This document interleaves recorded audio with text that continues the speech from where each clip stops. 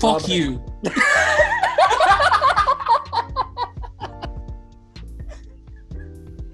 Oh, Rob, how are you doing? I'm good. You were like, hold your wish for a while, Rob. Don't denigrate me until later in the podcast, so I can't cut it out. And I was like, well, I know I could either wait until later in the podcast or just start immediately and just. Yeah. So I'm doing good. How are you? I'm good.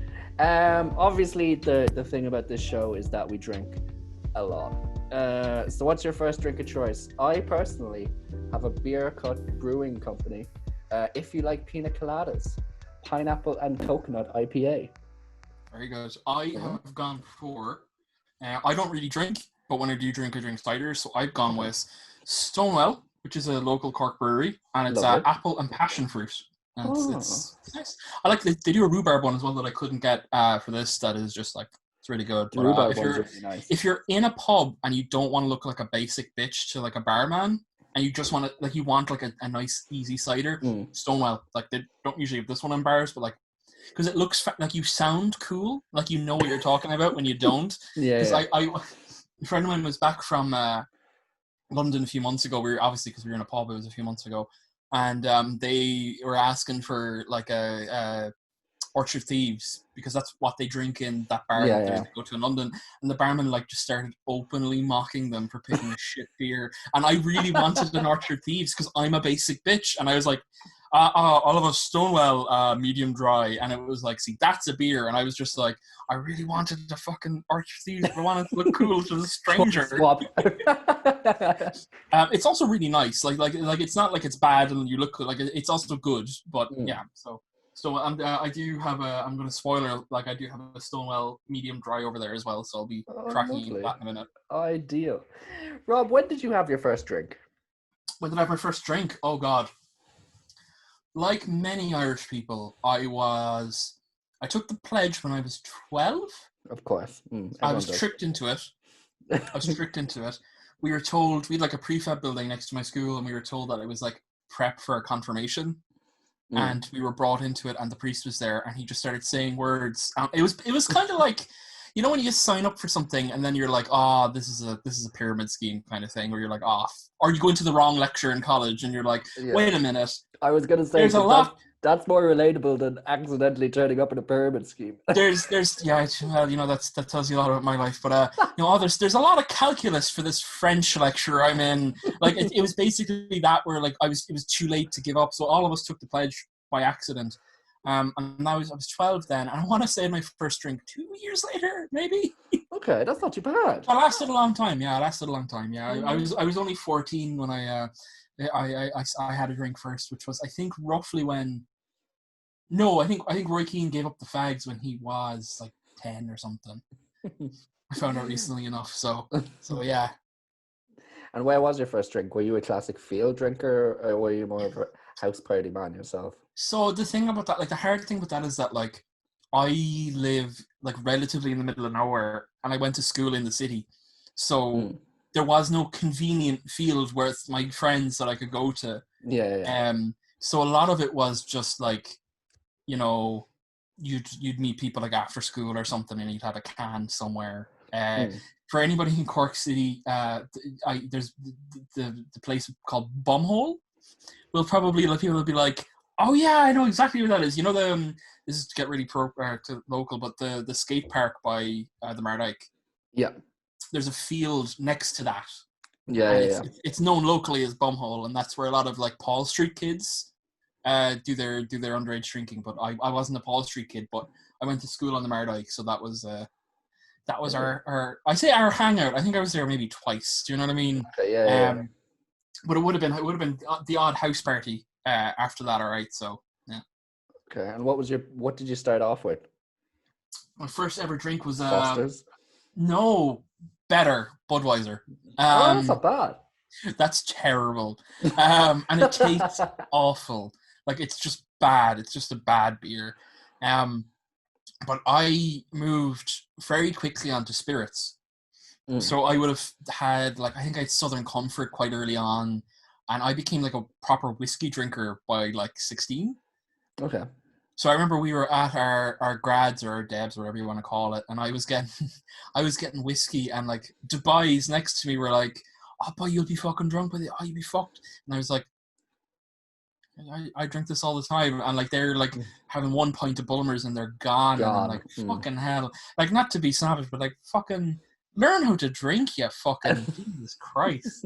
But I don't really drink anymore, mainly because in college I at a societies event. It was like an overnight thing, and I drank. Oh god, I drank a can because it was free. I drank a Jaeger bomb because it was free, and then I had a probably around a liter of Jameson.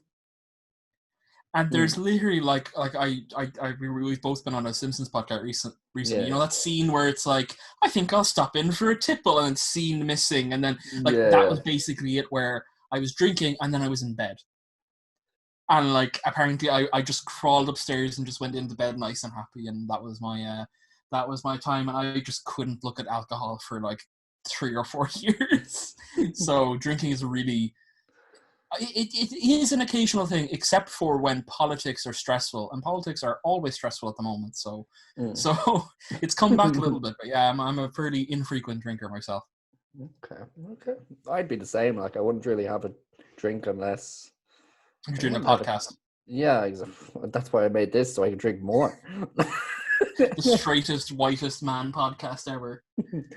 Yeah, that's actually in the byline. That's actually the logo. Oh yeah, I'll do up a logo, no problem. Cheers. So we've known each other what, 5 years, 6 years? It's a good long time, man. I went to UCC in 2015. Hello.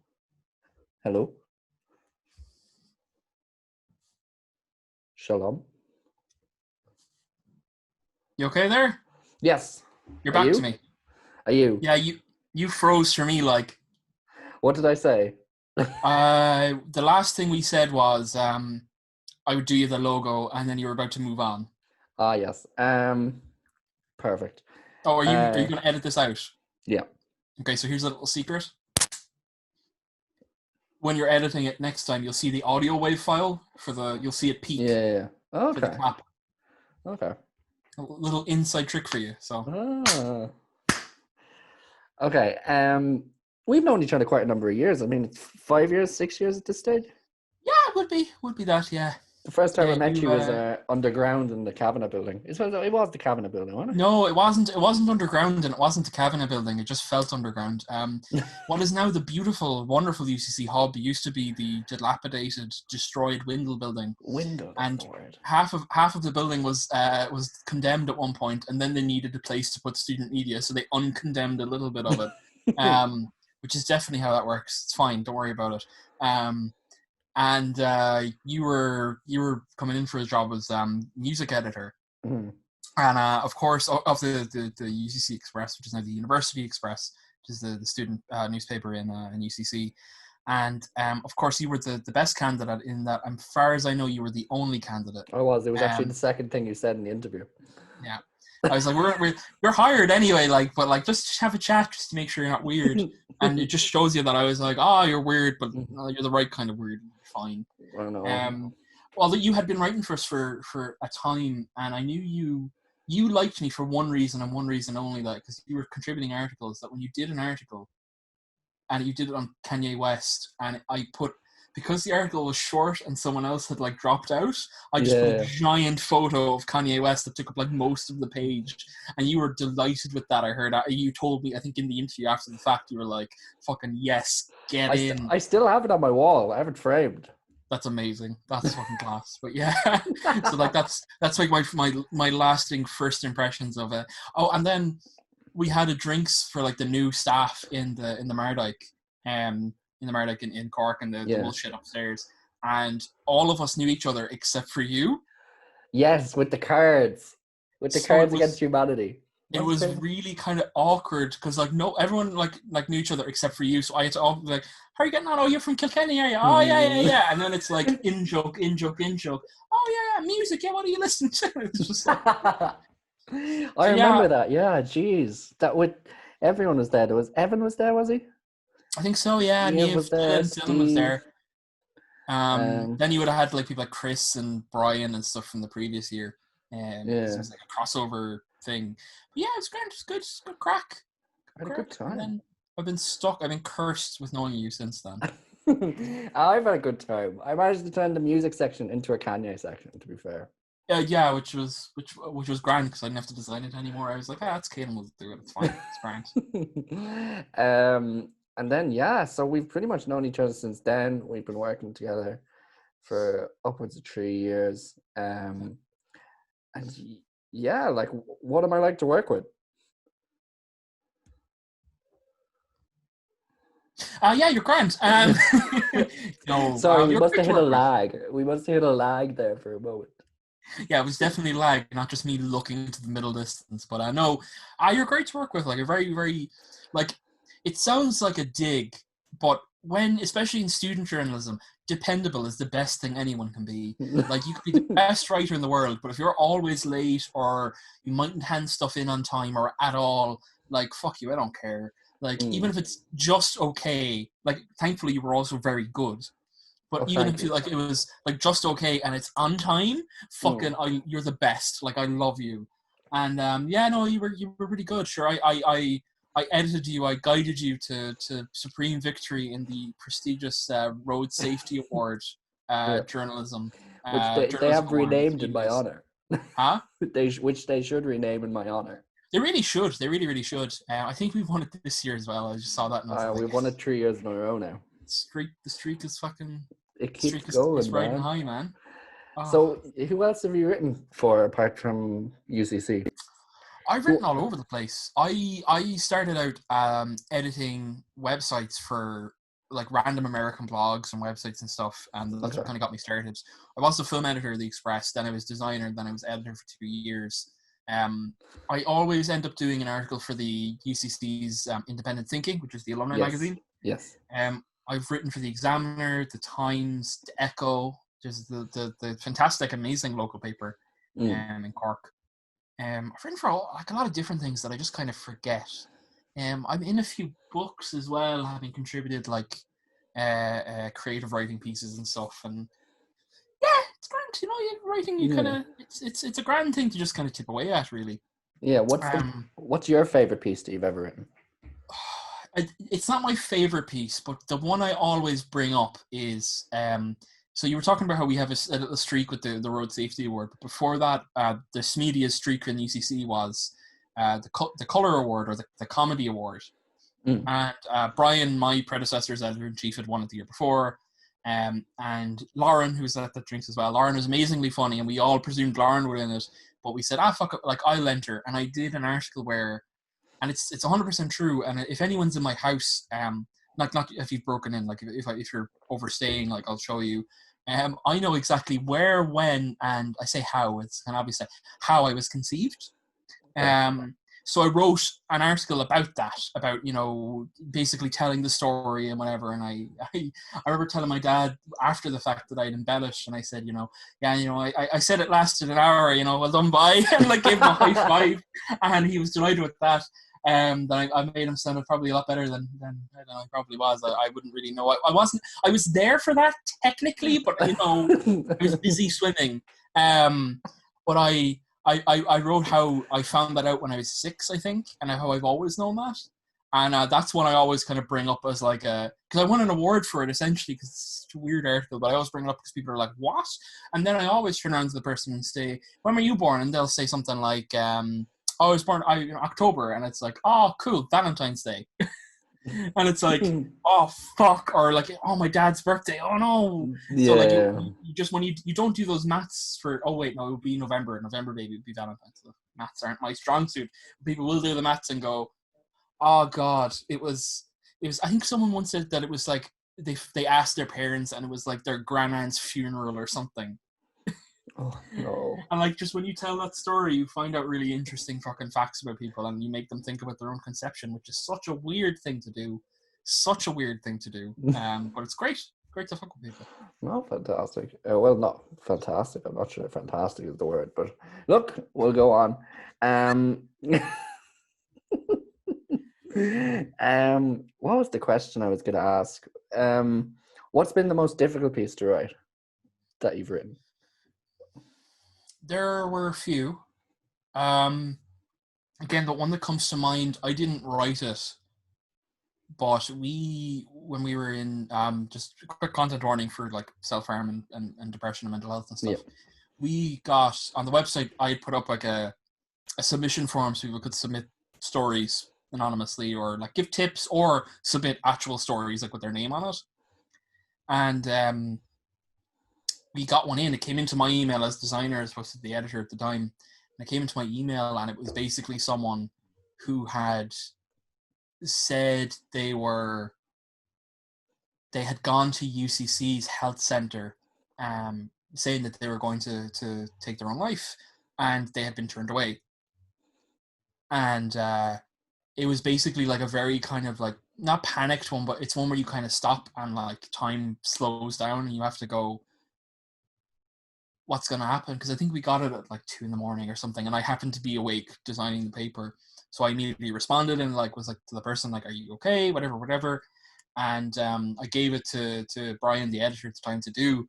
And it was a story then, and like the story was more so, like from our point of view, was more so about this person and like their own life. But the story was then picked up by like the Examiner and the Times and stuff as like how UCC had turned this person away. And that was probably one that was the hardest to write, just when it comes to like actually like being involved in the process and like trying to make sure that person was okay, because like it came off towards the end as like, you know, essentially like a suicide note. And thankfully, at least as far as we know, because they responded to our emails, that they were fine. But it was that one was quite tough. And I remember when I was editor and I got a call from the Farmers Journal.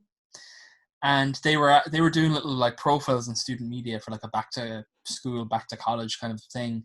And they were asking kind of like fun, light questions. And then they asked, you know, oh, what are some of the hard things about editing a student paper? And I was like, oh, you know, writers have said to me that, you know, they're going to jump in the river or something, and I've had to talk them down. And, you know, that happens a lot because we've underfunded our mental health service so much, and UCC haven't been able to devote as much resources to it as they probably would like. And, you know, so that happens a lot. And I think she was expecting something like, oh, you know, Deadlines. I missed an essay deadline because I was doing the paper. And it's like, no, heavy. And it didn't make it into their article. And I wonder why.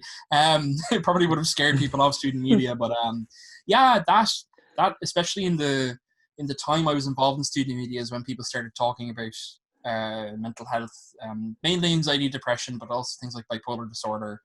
And suicide awareness and stuff a lot more. So it just kind of came up probably a lot more than it had before, or maybe even since, because I think it's been normalized enough that I feel like people probably don't feel the need to call the student paper. But yeah, that was probably the hardest one.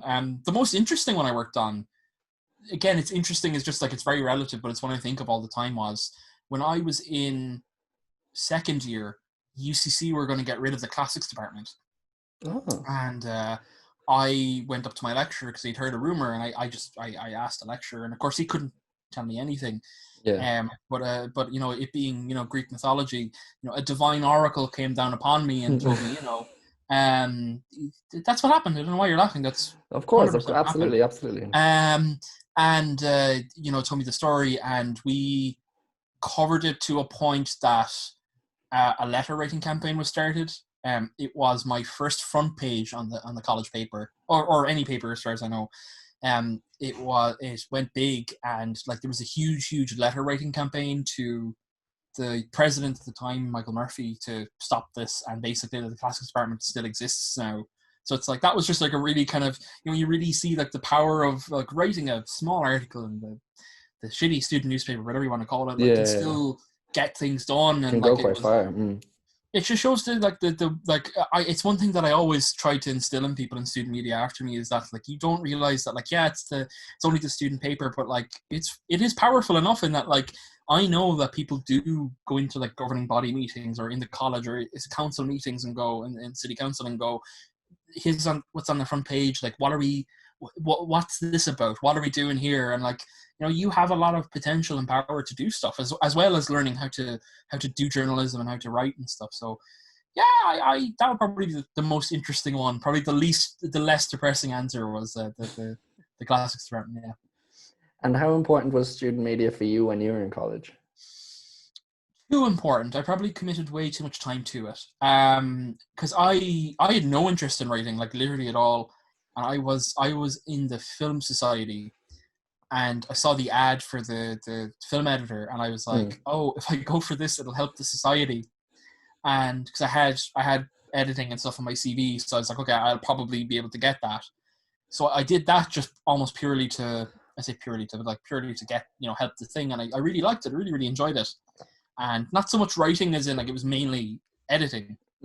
And it did help me a lot even in academia, because like I would be not unable to, but it would be hard to write. Like I would write 200 words and be like, whew, that's a lot. And then I'd hear like, oh, you got 4,000 word essay. Oh, that's fine. That's like an hour. Like, when you're, yourself, sometimes when the paper's 2 sections light and you got to write about fucking Digimon or something like real quick, you're like, all right, I don't know who Michel Foucault is, but I'll figure it out. It's grand. Be grand. I'll write it. Yeah, fine. So that was probably quite important to me, just generally. Like, it did give me that skill of just being able to do stuff quite quickly and just being able to. It might be the best thing in the world, but it'll be fine. It'll be done. Yeah. And through it, I started learning stuff like graphic design, video editing, like words, copywriting, and it has been incredibly helpful. Just even from a kind of life perspective, in that it's a skill that a lot of people do take for granted, or if they are able to do it, they don't do it, and therefore they presume they can't. Like, if you have to write a press release for something, you have no idea what it's about. If you go through student journalism enough, or if you've been doing it long enough, you'll be able to crank out 500 words on pretty much anything at very little notice. So, it was really good. It was really helpful. It was also nice having an office on campus while that lasted. That was quite handy. Because I remember I was doing a course at night at one point, and they were like, oh, yeah, we'll take a minute. It was like 3 hours. We'll take a little break to get some food or something, but all the cafes are closed. So I just went to my office, and I had like a sandwich and a bottle of Coke or something in there. So I was like, oh, great. Whereas everyone else was just sort of walking around UCC, not knowing what to do. Like, wandering, yeah. Although then they moved us down to Washington Street, and that was just very, very different. Terrifying. That walk is quite long, especially when you have a fucking box of hoodies. Oh, stop! Oh, I know. Or bundle of papers. We were in, can't even remember the name of the building now, but yeah. No, they threw us off campus pretty damn quick. It's like when I first got involved, they were in the basement of the student center. Briefly, like I'd never been in that office. Then they were in an attic on College Road. Okay. And which was tiny, like it was really small, like barely 2 desks fit in the room, like barely. And they were there for a little bit, and then we were just in the Windle building, the fantabulous Windle building, where our office is now an art room. I think it's next to the radio station. So yeah, it is an art room. Yeah. I think it is. So time to move on to section 2. I'd say. What's your second beer? Will I go with the next Stonewell, or will I break it up? It's up to you, man. I'll go with the other one, because if it's bad, I can just crack into the Stonewell. It is Longways Sweet Katie Cider. Oh. It is from Cahir in County Tipperary. Cahir? Oh, interesting pronunciation you got there. Is it not Cahir? Oh, it's not Cahir. It's Carrick-on-Shore. Sorry. Carrick-on-Shore. I just misread it a minute ago. How do you pronounce care? It's a care. Obviously. I know people whose name, like their name is Cahill, so I just took out the L's and put in an R. That's it's fair. Carrick-on-Shore. Lovely. A proud home of the Clancy brothers. It's like a very dry Orchard Thieves. Oh, really? Yeah, like that kind of sweeter cider taste. It's a bit like that. I'm very cultured, as you can tell. I compare everything to fucking Bulmers and oh god, I remember I was in England and I had, because obviously they have Magners over there, because there's an existing beer called Bulmers.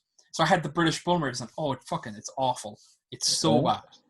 I thought it was bad before people fucking give out. Yeah. I don't think we'll have many pro English Bulmers. You never know, man. You never know. You never know where it'll go, man.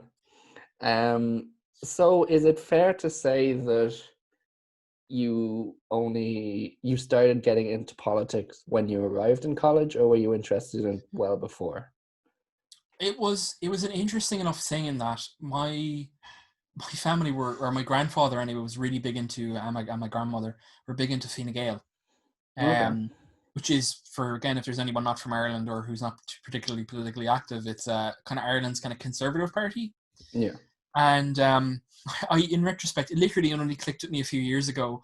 I remember as a kid going around with my grandparents. They live in the Loch in Toker in the Loch, and I thought we were dropping things off to friends of theirs, but we were doing like canvassing as a small child, because like I'd been on canvassing for stuff like marriage equality with like Yeah. prominent Fine Gael reps, like, non-political things. Like I didn't choose to go out with Fine Yeah, Gael yeah, people, obviously, yeah. out with, and like they get yelled about, like you took the shilling off the pension, which happened before the Free State was formed or something, like it's really the 1920s. Or you took the tax on children's shoes, which was I think the 70s or the 80s. So like that's fair enough. That's recent, but like the pension. So I feel like my grandparents are probably like, if we bring the small child, people won't yell at us. And then as I kind of got older, or when I got older, like when I was going into college, I was kind of like, fuck politics. I'm no interest in politics. Blah, blah, blah, blah, Yeah. blah. And then I got involved in SU politics, and like just kind of by accident, like I was class rep, and no one else would do it for Celtic Civilization. Great course. Lovely. And then I kind of fell into helping out political, like friends of mine who were candidates or joining political parties. So yeah, that's how I kind of got into it. Okay, and you started off with Sinn Féin in the Sinn Féin party. Is that okay? I joined Sinn Féin in advance. Sorry, I got a call on my phone, which is why I'm looking over there. I joined Sinn Féin just before the 2014 local elections, because a friend of mine was running and I wanted to help him out. And I said, look, at least if I pay the sub, that'll help out something. And I think I helped put up posters or something. I didn't do a lot, but I said I joined to help him out, and I stayed part of the party for a little bit, and I left Sinn Féin just because I was kind of not really, just there was no particular reason, but I was like, this isn't for me. I'll leave. And then in 2015, a friend of mine told me that he was going to run for the Greens in the Green Party in the general election, whenever that would happen, and would I help him out? And I said, yeah, no problem. So I joined the Green Party, just essentially to help my friend out, and I have been a member ever since. So the Green Party, it's an interesting party to be in right now, I'll tell you that. Exactly. Like, how are you finding everything that's going on at the moment? What with the government and TDs and ministers, and how is it for you? I've been the communications officer for the Greens in Cork, so I've been doing press releases and press work for them for a while, for about 2 years, and I was personally very much against, and publicly, very much against going into negotiations with Fianna Fáil and Fine Gael. Was super against going into government, and what I would do generally, what would happen is that our local councillors here would say, "Oh, I want to do something on cycle lanes leading out to the hospital," something like that. Yeah. And I would just do up a press release for them with quotes and everything, and say, "What do you think of that?" And they'd have notes, or they'd say, "That's fine," and I'd send it out for them. And only recently, just because it's just such an interesting situation, one of the councillors said, "Oh, I wanted to do a press release on this," and I had to come back to them and say, "Well, we're in government now. We have a minister in that area. I can't just send that out because, we can also, we can either directly affect this, or we could make our own minister look bad. Yeah. You need to go through a head office now. I can't help you."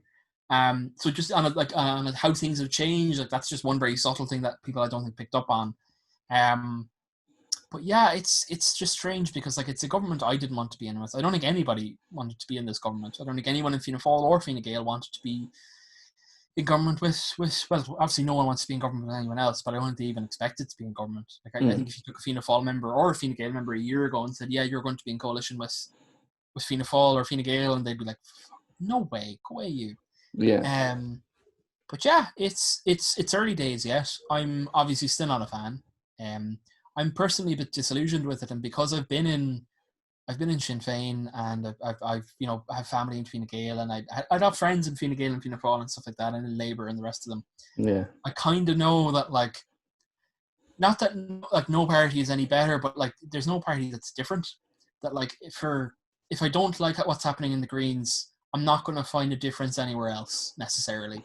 Yeah. And for me, the culture in the Greens, until probably May of last year, which is when the local election happened, was really good, in that it was very open. You could do anything if you had an idea, or if you had a policy proposal or something. You didn't have to like go and talk to the spokesperson and hope that they would do it, or talk to a TD and hope that they would sort it out. You would just draft something and you'd submit it, and it would become party policy or it wouldn't. Yeah. And what changed in May of last year is that we won 54 seats if you count Northern Ireland. Yeah. We expected to get maybe 20. Okay. In the south. So like, and by the south I mean the 26 counties. So that was a shock, and I do think that brought a lot of people who wouldn't necessarily have been members or interested before into the party, and I think things got a lot more normal. Like, it got a lot more like Sinn Féin or Fine Gael or Fianna Fáil, and in many different ways. And yeah, so I do talk to a lot of people, especially kind of lefty people in the Greens or people who might be thinking of leaving, and I'm like, look, I'm not going to stop you from joining any other party, but I'm just going to tell you it's not going to be magically better. Like, if another party matches your opinions better, like, fucking go for it. But like, don't be expecting things to be not even a miracle, just things to be rosy and fine. Like, there'll be different issues and different people, and it's a bit nihilistic, I suppose, but it's just, trying to be real about it. But I suppose now that we're in government, my kind of view is that, like, look, you just kind of got to swallow that and move on. And we're not going to suddenly not have gone into government, because that would be, you have to go back in time to change that. So I'm trying and get as much as I can for areas that I would be concerned with or care about. And it's obviously very weird because of COVID. Like, I can't go up to the Dáil, and like, I've had one or two of our TDs being like, oh, you should come up for a pint in the Dáil bar, which is, I feel it should be everybody's dream to have a pint in the Dáil bar, personally. One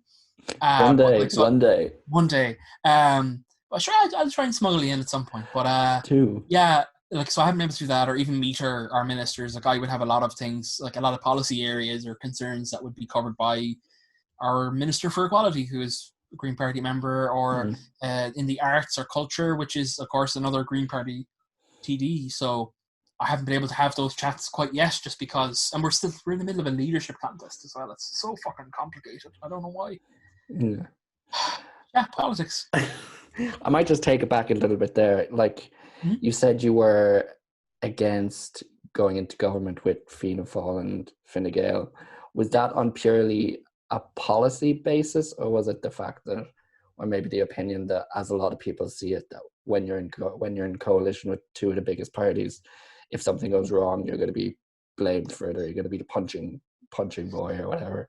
Yeah, the whipping boy. Yeah, there's a few levels to it that, like, I think that just because our generation, I'm in my mid to late 20s now, and a lot of people in the Greens that would have been kind of on this side would have been younger than me even.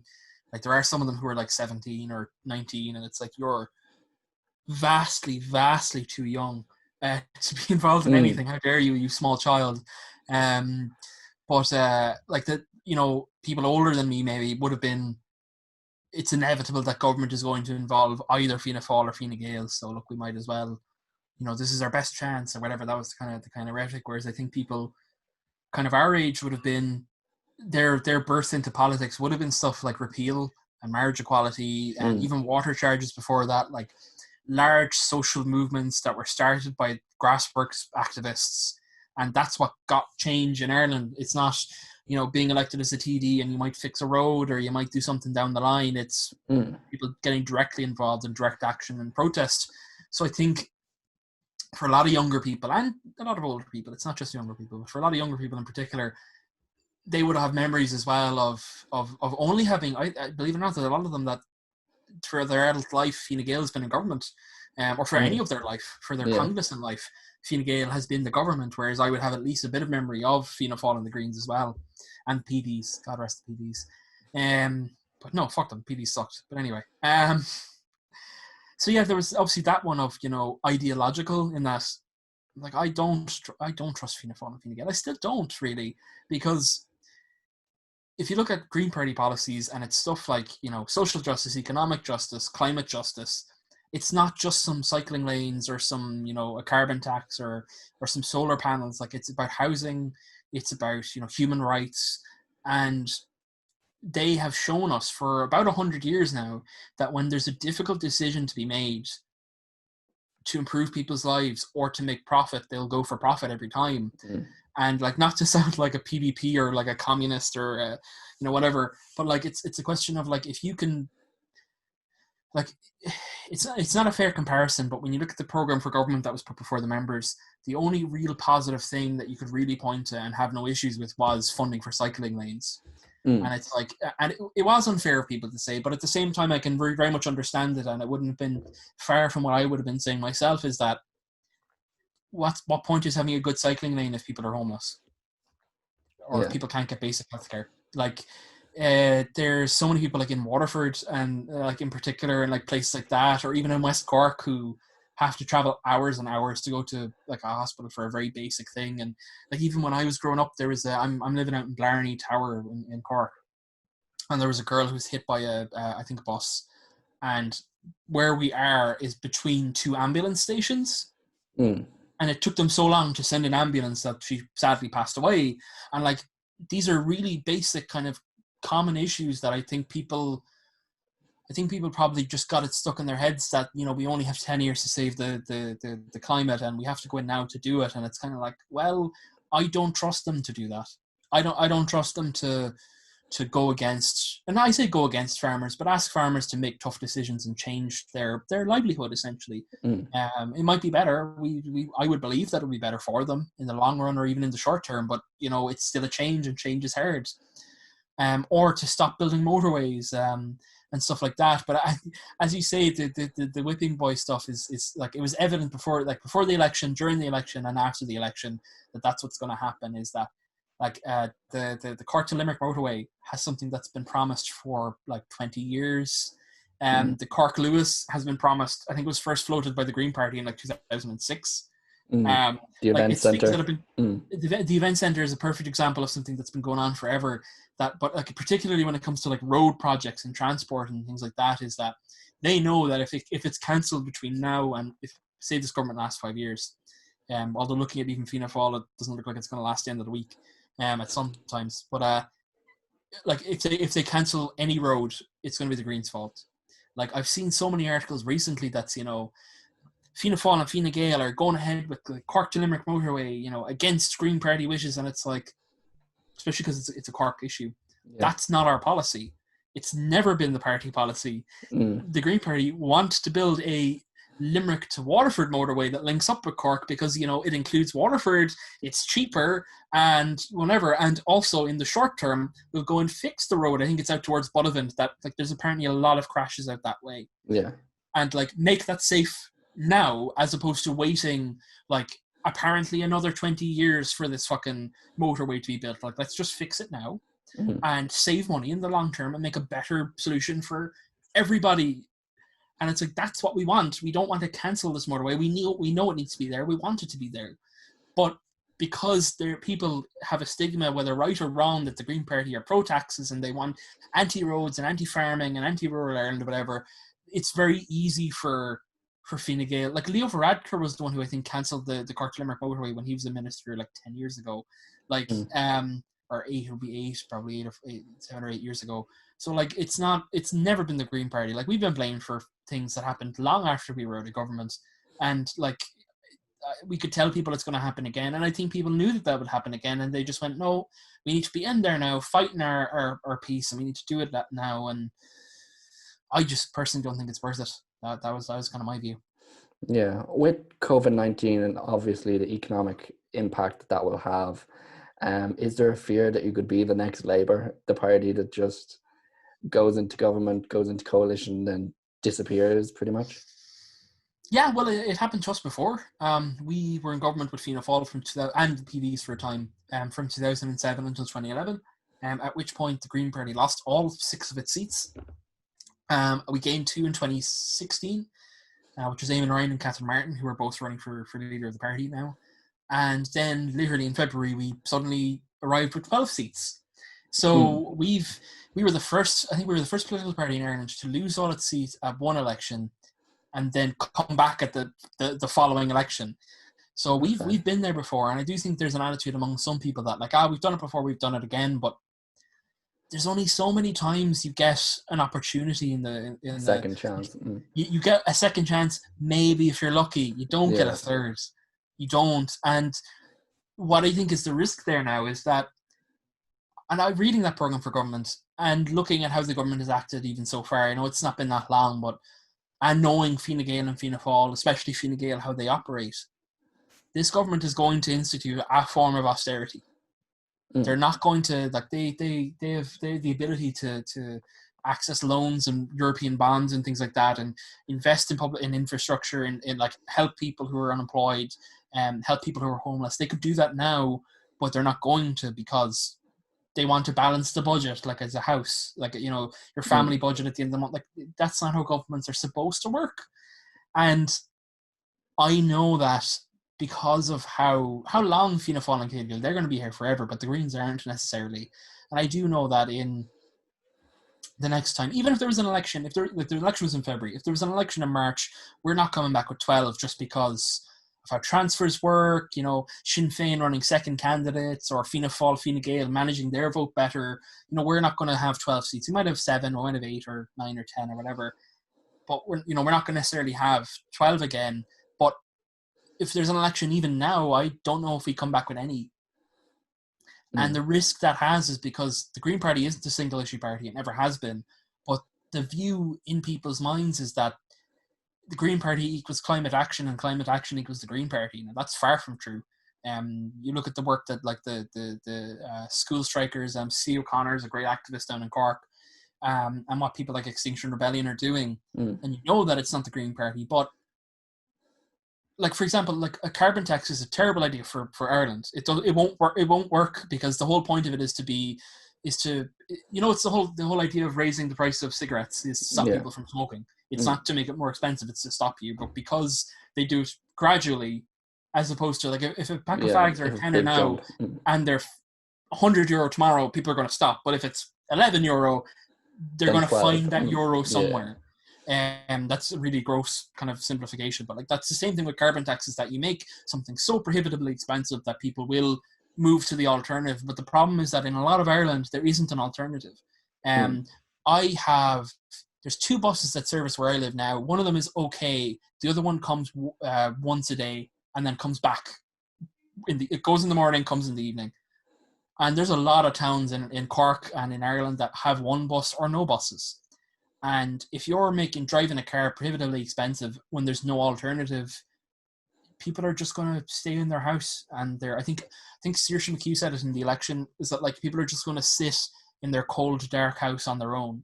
Like, you're not going to help the environment. You're just going to fuck over particularly poor people. A lot of people would be older as well. Like, that's all you're going to do. But because the Green Party only recently adopted a formal position, but advocated for specific, a carbon tax and doing this. And like, carbon tax in Ireland was instituted by Fine Gael, by the way, so it's not even our thing, but we were blamed for it even though we weren't in government. But that's beside the point. We are in government. That a carbon tax is seen as being like a crucial part of climate policy, when it's not. Sinn Féin don't have one in their policy. People for Profit don't have one in theirs anymore. I don't think, if they do. I don't know what Labour have. I don't think the Soc Dems do either. And it's not necessary. It's important down the line, but it's not the most important. And I do see that if we go into this government and it's deeply unpopular, and we don't fix the homeless crisis, we don't end direct provision, we don't help the health system, and because we won't know how effective this government has been on climate action essentially until 2030, 2035, if not 2040, the public aren't going to see a direct correlation with climate action and how much has that's helped. So people will just give up essentially. Like, that's a fear that I think is very well founded, that the climate movement in Ireland and climate policy, especially in ecology, will suffer as a whole. Hopefully not. those, as I said, those school climate kids and Extinction Rebellion are doing great work, and hopefully that continues. But who knows? Yeah, no, absolutely. And final question, kind of on this section before we move on to the next one. You probably haven't even had a drink, have you? I've been drinking away. I've been having sips the odd time. I as people can tell, so I did the radio as well in college, and I just literally do not stop talking. So I'll have a drink now anyway. But but final question on this section before we move on. In the leadership contest between Eamon Ryan and Catherine Martin, where is your vote going? Have you thought about it that much, or? I nominated Catherine. I wrote to her on behalf of the Queer Greens, which is the Green Party's LGBT organisation, to encourage her to stand. And before the programme for government, I would have said, Eamon's been great, but it's time for Catherine. And now I think my opinion on Eamon, has only soured more, to be honest, because there are things that aren't in that programme for government that he told people that were there. He's outright lied to people, in my opinion. And I think that if Eamon is leader, not only will you see people, I feel leave the party en masse, or not en masse, but will leave the party. I think he will disillusion a lot of people from, and it's not like Catherine Martin is like Saoirse McHugh, rolling like the guillotines or anything like that. Yeah. Like Catherine isn't like a fucking extreme leftist, socialist communist king like Lorna Bogue is. Like, it's not like she's a radical, but I do have a lot more faith in Catherine that if Fine Gael and Fianna Fáil are not actively, like, if they're making housing worse, because Fine Gael still want to proceed with co-living. Even after COVID, they want people to be living full-time in sub-student accommodation standard housing for the rest of their lives. That's their big thing at the moment. That's how they want to solve the housing crisis, while helping landlords. And if we have a problem with that, I do believe Catherine will walk away and will collapse. Well, maybe not collapse the government if the Independents and Labour slip in, but will pull the Green Party out and say, we're not getting what you promised us, you're not doing, we're gone. Whereas I know for a fact that Eamon won't. Eamon has told people that he won't leave. We can't leave the government for 4 years. And when the lifetime of a government in Ireland is 4 to 5 years, that means we're not leaving.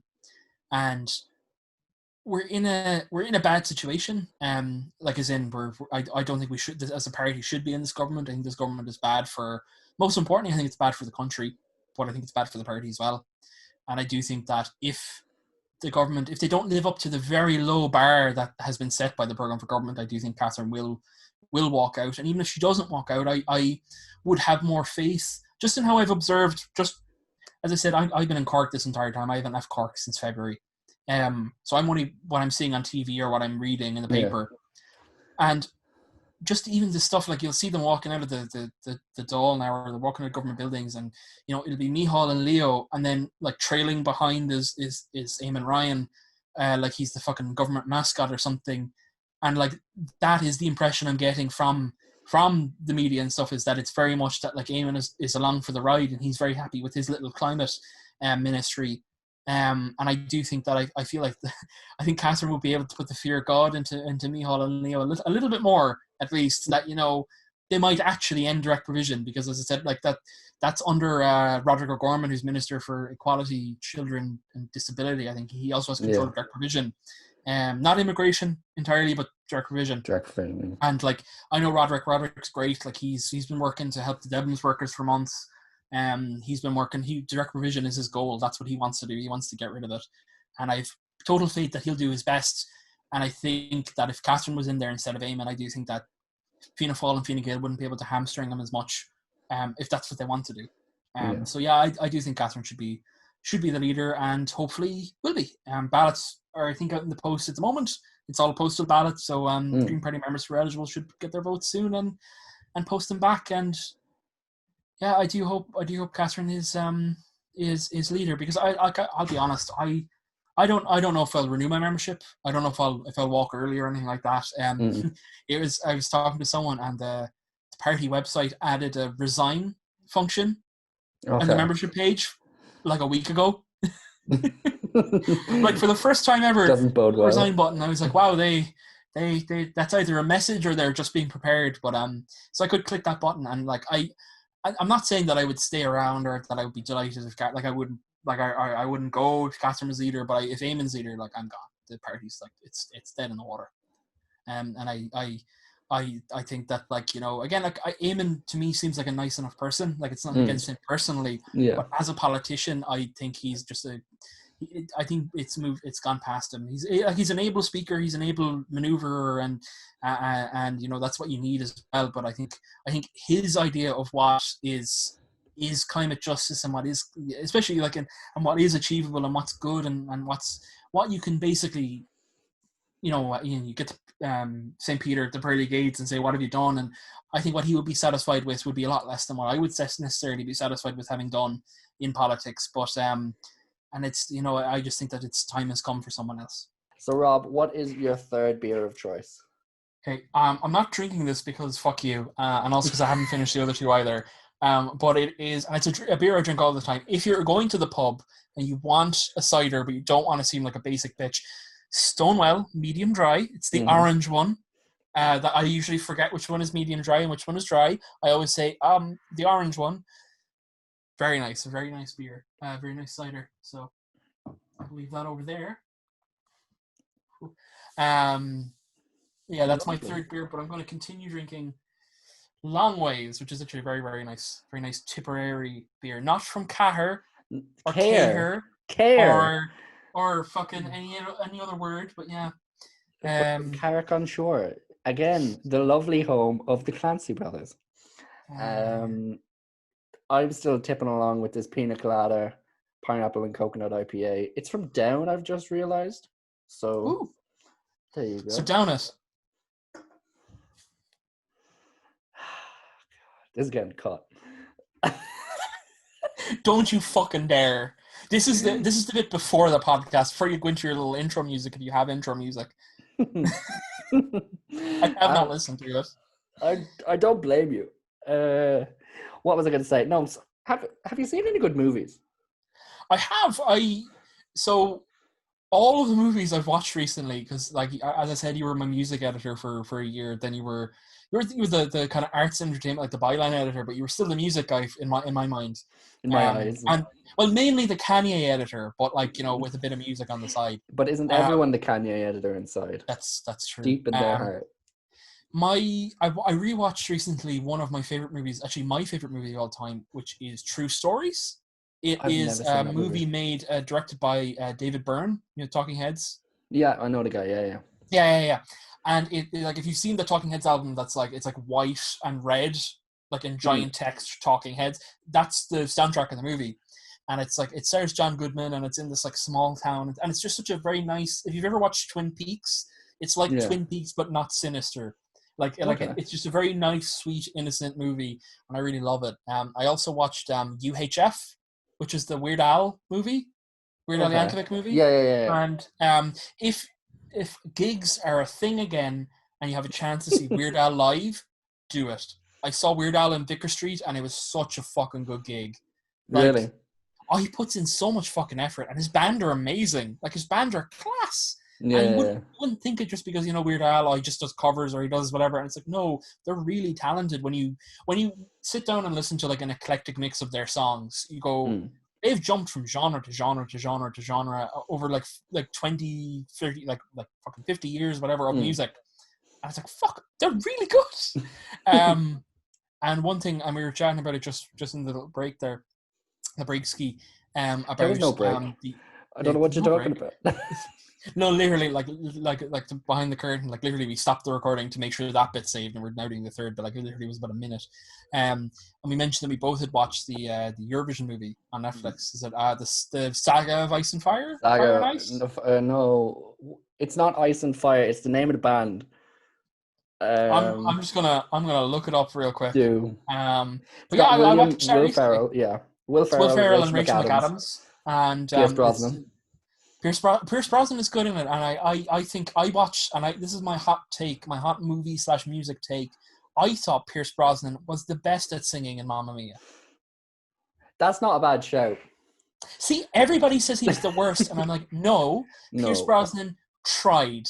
He fucking did it. He gave it some heart, you know? It might have been great. Yeah, exactly. He gave it his all, and it was fucking so genuine. Whereas the others are like, you're in a musical, I get it. Pierce Brosnan's like, fucking yes, here's some ABBA. Yeah. But the Eurovision movie, which Eurovision, the Story of Fire Saga, that's it. That's the one. Story of Fire Saga. And I had heard really mixed things, and by mixed I mean Bad. it went from it's fine to terrible. And I was like, oh fuck. And I wasn't gonna watch it, and then I was like, I think I was up at like 2 a.m. and couldn't sleep, and I was like, fuck it, I'll just throw it on and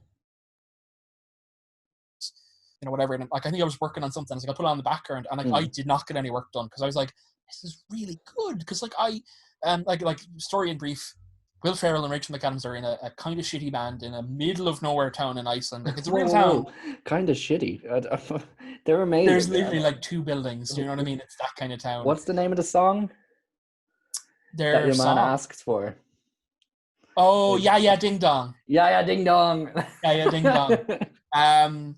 And they submit a song. It does have little kind of like, echoes of Father Ted, the song for Europe contest, kind of in your back of your head, of like they send in their tape, and like the people who are organizing the contest, they have their person, they know it and whatever. But anyway, they represent Iceland in Eurovision, and it's just so nice. As in, I think the people I saw who didn't like it on Twitter and reviews and stuff, they must have all been Americans or something, because they are not aware of Eurovision. They mustn't have got it. I just think that like there were so many nice like shout outs to like past acts. Yeah. Eurovision itself just being a weird fucking thing. Although like there are some things that like you don't realize it necessarily too much. Like the only time it would have happened a lot would be for like your young offenders, that when you're aware of something where something is filmed, you kind of go, that doesn't make sense. Like the part where they're driving in Edinburgh, like that's not a spoiler. Like you're like, okay, they just went up the street, then they were at the bottom of that street, then they were on the other side of the city, and then it's like they've just turned 2 corners, and then they're suddenly at the end of this road where is the rest of the city is suddenly an arena, and that arena is actually in Glasgow. So it's kind of like, in your young friends, you're like, oh, that's Paul Street, or that's whatever. Like it's like, oh. But it's a really, really good movie, really nice movie, and just quite genuinely really funny. Like I wasn't expecting to enjoy it at all, and like it's probably now again, it doesn't have a lot of competition, but it's probably my favorite movie of the year so far. That's a big shout. I haven't watched a lot of movies from this year, I don't think, mainly because a lot of them haven't come out. What did I watch recently? I watched The Big Lebowski for the first time 2 days ago. What do you think? I enjoyed it. I don't get what all the fuss is about. The Big Lebowski is it's one of those movies where all of the hype doesn't help it. In that, like, I think I saw someone, I don't think it was you, who watched The Big Lebowski recently for the first time and just didn't like it at all, because they were expecting a comedy, and like while it's funny, it's not like a ha ha ha comedy. Like it's not laugh out loud. I wrote an article, I think actually in the college paper years ago. I think I called it like the unfunny comedy, and it was mainly about Blues Brothers. And like I love Blues Brothers. It's one of my favorite movies because I'm a huge fan of classic blues, and I love the movie. And there are some really funny jokes in it, but it's not a laugh out loud movie. It's just a funny movie that's good. And same with The Big Lebowski, that like it's good. And like I think The Big Lebowski is kind of a movie that you have to watch before you go into college, just because I think a lot of people at house parties, depending on what crowd you're in, will like sell, you give us the money, Lebowski. Like they'll just throw quotes at it, like at people, randomly. So I think maybe you're missing out on a little bit of like the kind of zeitgeist, or like the kind of general thing. But funny that we're talking about the Eurovision where they're representing Iceland. In Reykjavik, there's a bar called Lebowski's that is themed like the Big Lebowski. Small little fun fact. I've been to Reykjavik. I didn't know about that bar now, to be fair. You know the one road in Reykjavik. There's like I know it well. I'm not even joking. The big hill up to like the big church. The other road that goes alongside it. Yeah, parallel. Yeah. There's a bar there called Lebowski's. Oh. Yeah. And how is it kind of themed? I'm not gonna lie, it was closed when we were there, so I didn't get to go in. But it's like, bowling alley themed, and cool. Like the drinks are themed as well, like a lot of White Russians, Yeah. Oh no, it was good. Like I did enjoy it. It was a tad long. Great soundtrack. Very good soundtrack. What else did I watch during quarantine? I watched a good bit during quarantine. I watched Reservoir Dogs, I think, for the first time. Another great soundtrack. If you haven't seen a Tarantino movie, because he didn't direct it, that people don't talk about is True Romance. Okay. True Romance. He wrote that film. It stars Christopher Walken. Who else is in it? Oh, fuck, I can't think. Christopher Walken is great in it, but it's on Netflix as well. It's on Irish Netflix, so like it's an easy thing to watch. But I recommend that if you're looking for something else, which again has great soundtrack. They all of his movies in particular just have really kind of great. I think probably overrated just because people talk them up. Yeah. Like The Big Lebowski, it's talked up way too much that no movie is ever going to meet that kind of reputation. Like, you know, like Citizen Kane is a great movie, but because it's so old and because it's I watched that too. Things have been lifted from, and because we've moved on so much that like you can appreciate it and you can go, I'm watching this knowing, like I don't like gin at all, but my partner loves gin. So I'll have a taste of their gin. I'd be like, I can tell this is good, but it's not for me. And it's the same with like Citizen Kane and maybe The Big Lebowski now, that, you know, you can watch it and go, I can tell this is really, really good, but I'm not enjoying it, or I'm not liking it, or whatever. Yeah. So yeah. Have you ever walked out of a movie? Have I ever walked? Yes, I have once. So I've done it once. It was The Dark Knight Rises. Oh no, I don't like that movie. I think the third one. Yeah, the third one. Yeah. Because we went to see it in my family in Mahon, and I just couldn't. It wasn't Bane. I liked Bane. It was just so, like there was twists in the movie that I just didn't like. I just didn't think they were good. And I've always been fairly thrifty, so I was not happy with wasting money. But I was like, I'd rather go home. I'd rather beat the traffic here. Like, you know, and I think I was, oh God, how old was I? I couldn't have been more than 15. I was like, I want to go. Yeah. But I was like, I'm not a fan. The only movie I've seen twice in the cinema is The Guard. The Guard, that's a good movie. That's a great movie. And Don Cheadle? Oh God, Don Cheadle, thank you. Really, really, really good movie. Like, I love that movie. It's really good. It's hard to find now. Where'd it go? I have it on DVD, but that's the only. I have it on DVD. I think I think it might have been on Netflix for a time, but it was made by the same guy who did Seven Psychopaths, I think. No. There's two brothers. One of them did In Bruges and Seven Psychopaths, and the other one did The Guard. So the McDonough. And I think one of them did. I think that one did. Three billboards outside in Ebbing, Missouri. Yeah. It's a very accomplished director or family, a very talented family. But no, The Guard, really funny movie about Don Cheadle, an FBI agent, kind of investigating drug smuggling in out west in Galway, and Brendan Gleeson playing a very, very parochial guard, and it's just very, very funny. But now that I think about it, a lot of Brendan Gleeson's movies are hard to find. Like, I don't know where you could watch Calvary anymore.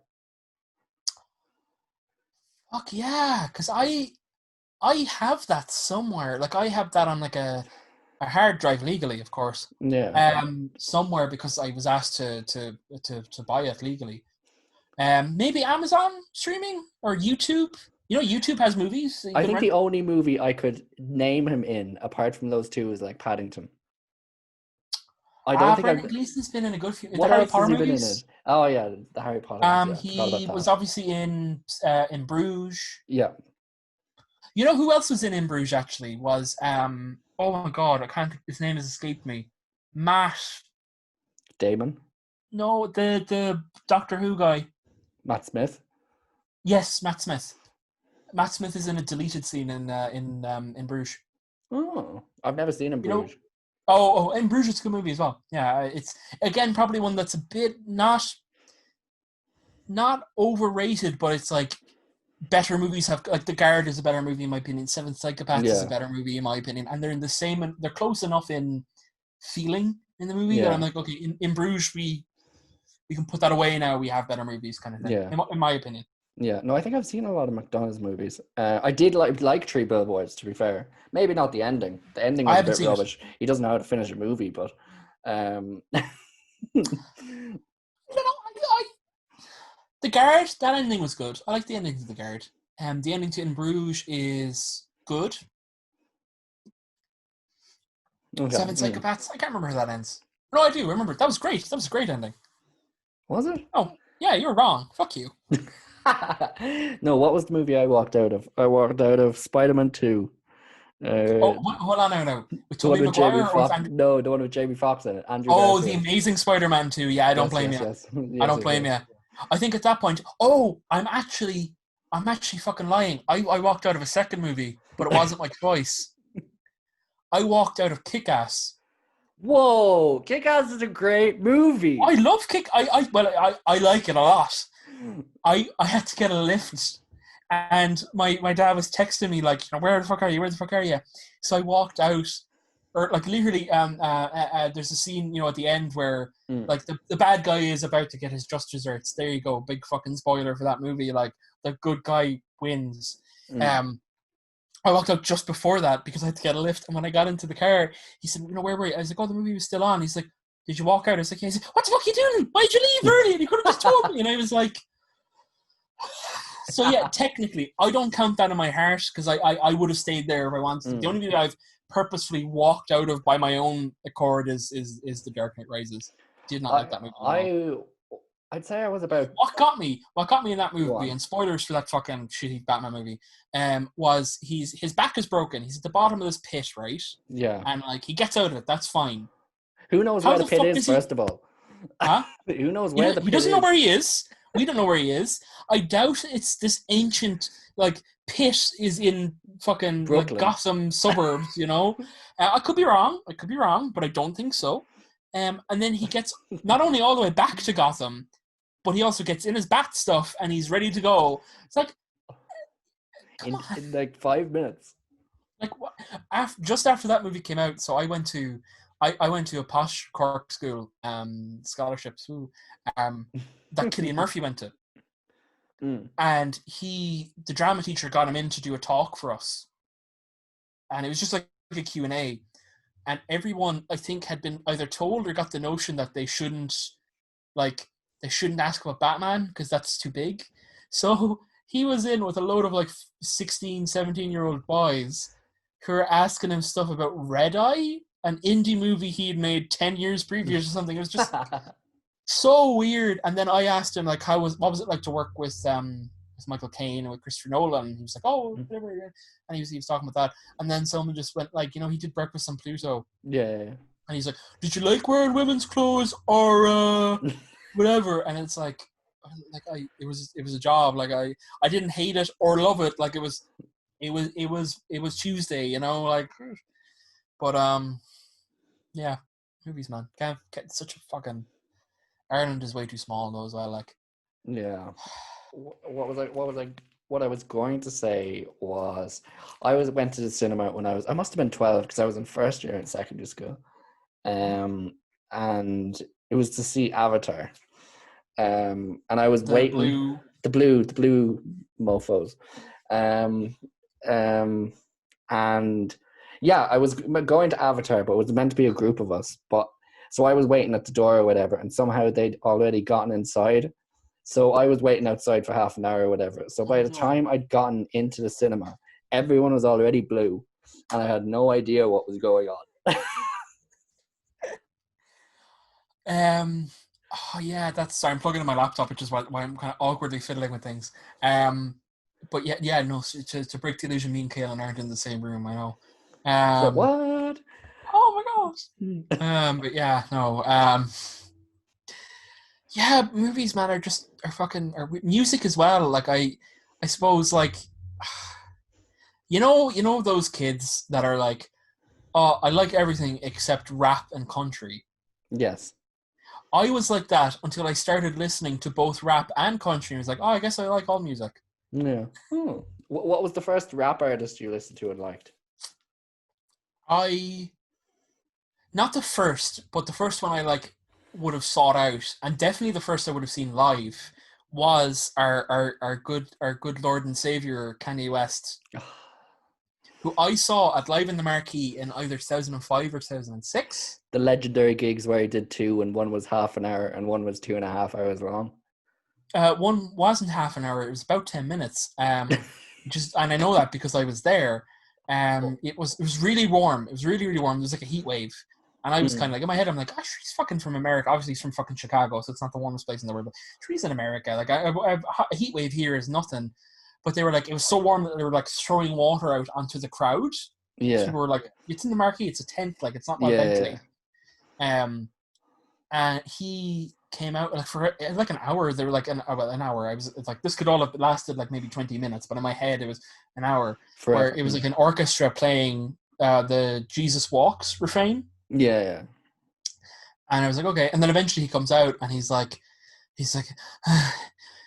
like clearly fucking affected by the heat. He's like, when I was I think he might have done like Touch the Sky or something like to kick us off. And then he's like talking. He was like, yeah, you know, when I was a kid growing up, I really liked this song by a band called Wham.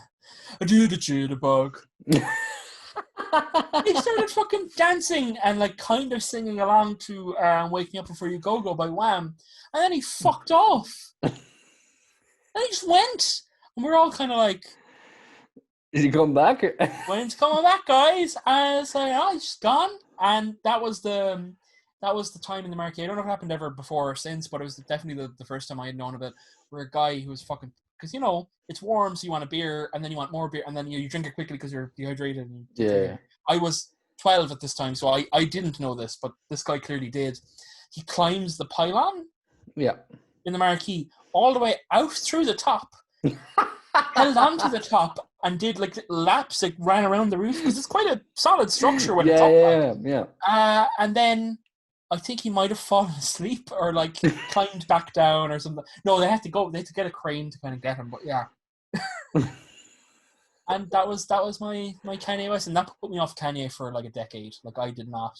A decade's too much, but like 5-6 years. Then you met me, right? And that definitely, yeah. No, it was more so just like, oh, you know what? I need Kanye in my life. I need that back. Rob, thank you so much for taking the time out of your day. No, I before we were talking, you were saying to me something about like it was the first album. You were telling me an embarrassing story about an album, like the first album you got or something. Oh yeah, what was the first album you ever bought? So yeah, because you were saying to me something like that, and I said, well, I've got one. I've got that beat. The first album I ever bought as a kid was. I used to tell people it was Sgt. Pepper's, you know, the Beatles album, and an album I did buy early on was Gorillaz' debut album, which is a great album, and would have had rap in it as well. So you know, there you go, pre-Kanye rap that I would have listened to but didn't think of. But the first album I ever bought was how old was I? I was maybe 5 or 6. Was Livin' Da Vida Loca by Ricky Martin. What a jam. What a jam. And why I did it was because, and I know I went into Golden Discs on Patrick Street, which is no longer there, and I had Ricky Martin on one hand, and I had Dustin the Turkey in the other. And I was like, my parents were like, you can have one. And I know we were in senior infants in the second, like literally the second class of primary school. Yeah. We were allowed to bring in a CD, and then every Monday morning the teacher would put on one song or something for us in the morning, like something you do for fucking small kids. And I wanted to bring in one of these songs, and I picked Ricky Martin. So my first album ever was, I don't know if it was called Livin' Da Vida Loca. It was like a white or a silver album cover where he's doing like a very smoky kind of pose, and it's like, fucking hell, like you just wonder, you're like, wow, Rob, you know, and you thought you weren't gay or queer for all these years, like your first album was Ricky fucking Martin, like Jesus Christ. I like to think that was a seminal moment in your life where you had to choose between the beautiful man on the cover and Dustin the Turkey. Had your life gone the other way, like had you chosen the other CD, you know, life could be very different. Well, it might be a devout anti-One Direction stan or something. Fucking I can't believe. I'm sorry to drag this on because I know you were trying to end the interview, but like no bother at all. Interview, we're just drinking and chatting shite, but like, fucking the Americans trying to cancel fucking Dustin the Turkey. Oh, stop! It's the fucking funniest thing ever. Oh, Americans! Oh, God! And your man leaving the WHO at literally the worst time. Oh yeah, fucking just. You can't beat it, man. Like, and last hot take for the day, right? We should have won Eurovision with Dustin Turkey. I like that song. It's Which one? Irlande Douze Point. That's a great song.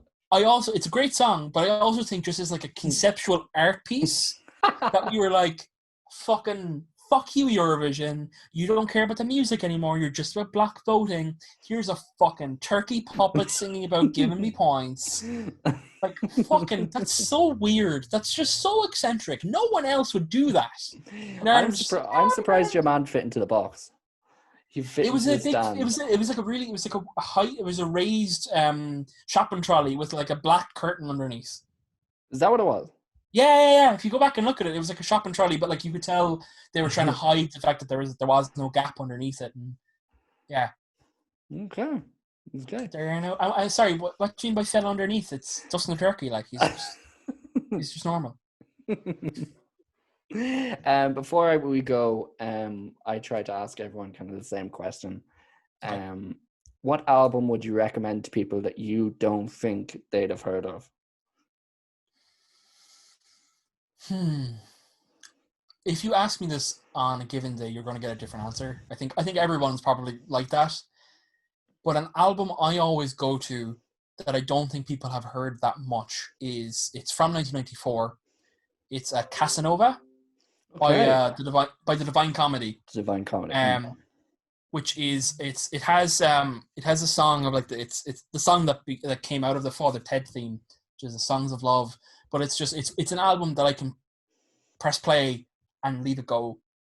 So that would be like that would be my one today. That's my pick today. It could be fucking Danny Brown tomorrow or NWA or Johnny Cash. It could be anything tomorrow, but today it's Casanova by the Divine Comedy. Thank you very much, Rob. Cheers for your time. Thank you very much for taking the time out to talk to us. I hope you have enjoyed yourself and not. I have, and I just kind of plug some things. I would like to tell people absolutely. That, you know, if this is your first time listening to Cailean's podcast, make sure it's also your last. Never listen to it again. No. I did. You can follow me on Twitter or whatever. Like that's fine. I don't give a shit. But I did the Irish Simpsons chat show. I think that's it. I think that's the order. I think that's what it's called. Yeah. If you type it into Spotify or Apple Podcasts, it will come up when you type that in. The number one independent podcast in the country. May I add? Didn't know that. That's fucking well done, Cian. Fair play to you. I did that yesterday. I don't know when. I don't know the order of release, but like should be at some tomorrow. Point it'll come out.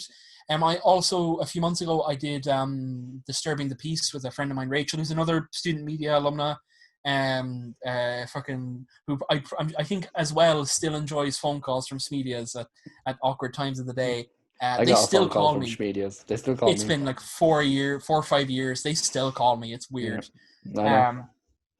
And I did that a few months ago, but like life as a carer, as a home carer in times of COVID, and so they would be the only things that I would recommend people kind of chase up, just because they're cool things that friends of mine are doing. And you know, if you're listening to this or watching this, you know, you want a podcast, and I'm telling you there are better alternatives out there. You don't need to slum it with Cailean anymore. No, absolutely. I mean, I wouldn't blame you for ditching ship.